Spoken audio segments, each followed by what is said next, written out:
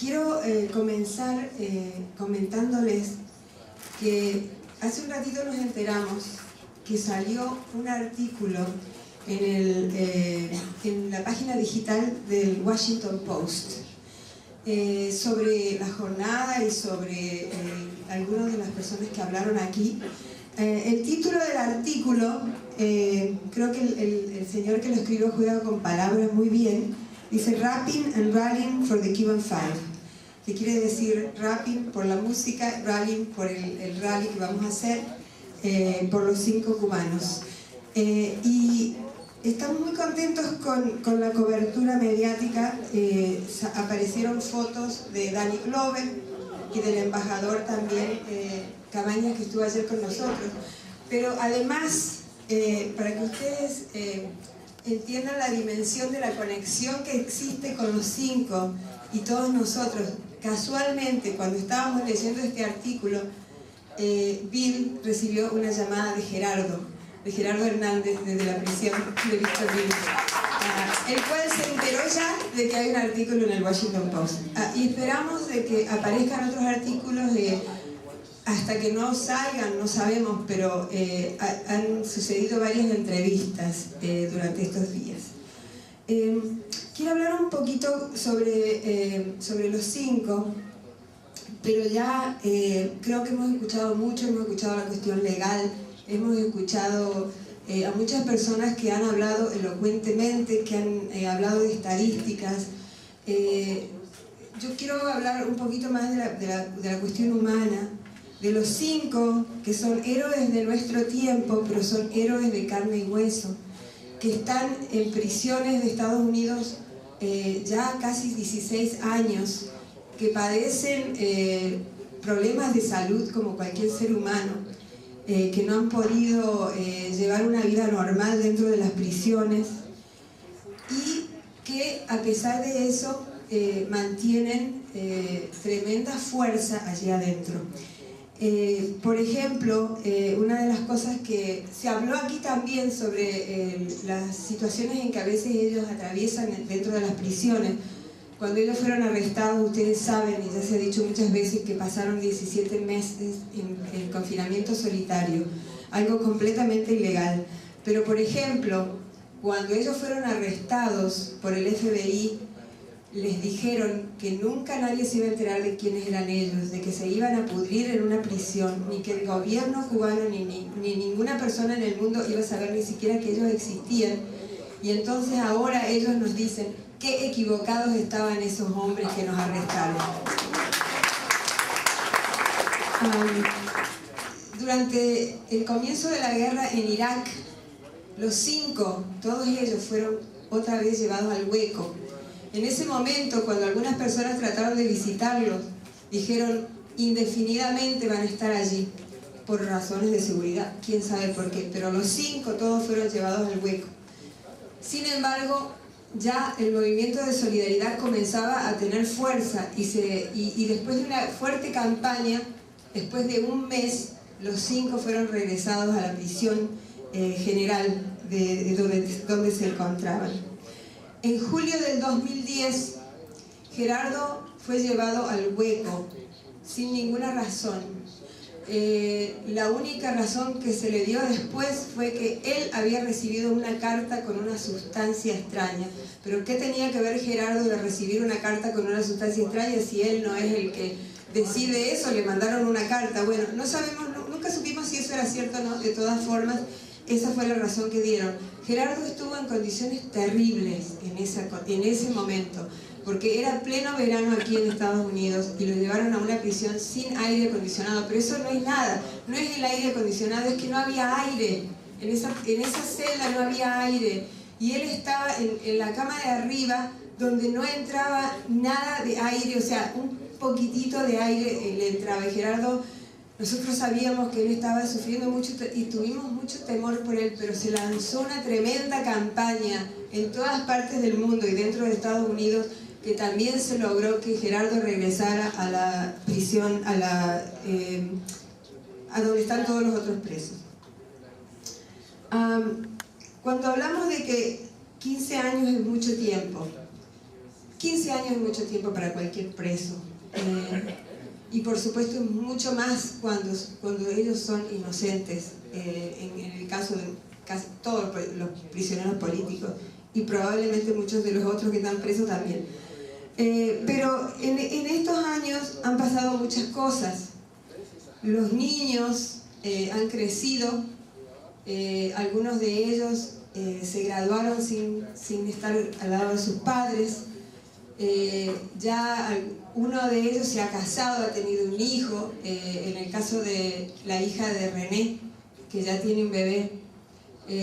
Y también Rafael Anglada mencionaba esta mañana cómo algunos de ellos perdieron a sus familiares también. Gerardo perdió a su mamá y en esa situación tan dura no le permitieron que Adriana, su esposa, lo viniera a visitar. René perdió a su papá y a su querido hermano, que era parte del equipo legal. Pasaron muchas cosas en estos 15 años, muchas cosas muy difíciles para ellos. A veces no hablamos de estas cosas, pero es importante hacerlo, porque ellos sufren como cualquier otro ser humano. Pero algo que sí quiero, de lo que quiero hablar, es que ellos no languidecen en prisiones de Estados Unidos. Eso nos tiene que quedar bien claro. Yo creo que los 5, ahora 3 de ellos, tal vez incluso más que hasta sus propios familiares, y más que muchos de nosotros que luchamos por la libertad de ellos son partícipes de esta campaña internacional por la libertad de ellos, y ellos son los que nos guían realmente a nosotros. Y si yo les digo esto es porque ahí estamos viendo las pinturas de Tony y las caricaturas de Gerardo. Hemos visto libros impresos con poemas maravillosos de Tony. Hemos visto poemas de Ramón a su familia. Y ellos están constantemente, a través de esas imágenes que han recorrido el mundo, mostrándonos quiénes son realmente los 5. Ellos han tenido un comportamiento ejemplar en todos estos años. Ellos realmente no han cometido absolutamente ninguna infracción dentro de la prisión. Y además, otra cosita que quería comentarles es, y algo que a veces nosotros no queremos hablar mucho de este tema, pero yo creo que es bueno compartirlo con ustedes, que Bill y yo hemos tenido el privilegio desde el año 2003 de visitar a Gerardo. Lo visitamos con la mayor frecuencia posible y muchas veces yo pienso de que ojalá todas las personas del mundo pudieran tener la oportunidad de verlo porque, y hablo más de Gerardo porque lo conocemos más de cerca, pero el cariño y la admiración que sentimos es igual para todos ellos. Poder entrar a la prisión, a una prisión de máxima seguridad, para ver a un hombre que tiene 2 cadenas perpetuas y 15 años, y salir con una fuerza que nos da él para continuar luchando. Yo quisiera que muchas personas tuvieran la oportunidad nuestra, porque yo creo que si fuese así, habría mucha más, ¿cómo les diré?, disposición, fuerza para hacer más cosas todavía. Y les cuento que cuando nosotros vamos a visitar a Gerardo, nos damos cuenta de la admiración que le tienen los otros presos. Y nos damos cuenta de que él está con nosotros y nos hace sentir como si nosotros estuviéramos en su casa. Y cuando hablamos nos hace cuentos y nos reímos tanto que a veces los guardias nos miran y no entienden cómo puede ser que una persona que tiene tantos años encima pueda estar haciendo bromas. Y entonces cuando nos vamos, cada vez que nos vamos, que es la parte más difícil, es dejarlo a él allí y nosotros salir y decimos, ¿cómo es posible que un hombre como él se quede allí cuando nosotros nos vamos? Y entonces salimos y decimos, tenemos que seguir luchando con más fuerza, no podemos permitir que esto siga pasando, dejar a Gerardo allí adentro. Y yo me imagino que esa es la misma sensación que tienen todos los que van a visitar a los otros compañeros, estoy segura de eso. Creo que ha sido una gran suerte de que muchos amigos, personalidades hayan tenido la disponibilidad de ver alguno de ellos, porque eso también los protege.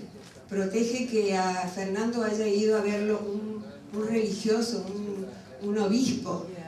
Lo protege que Danny Glover vaya a ver a Gerardo.